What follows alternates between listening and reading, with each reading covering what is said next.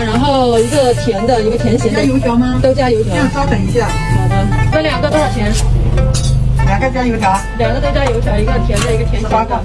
18块是吗？好的。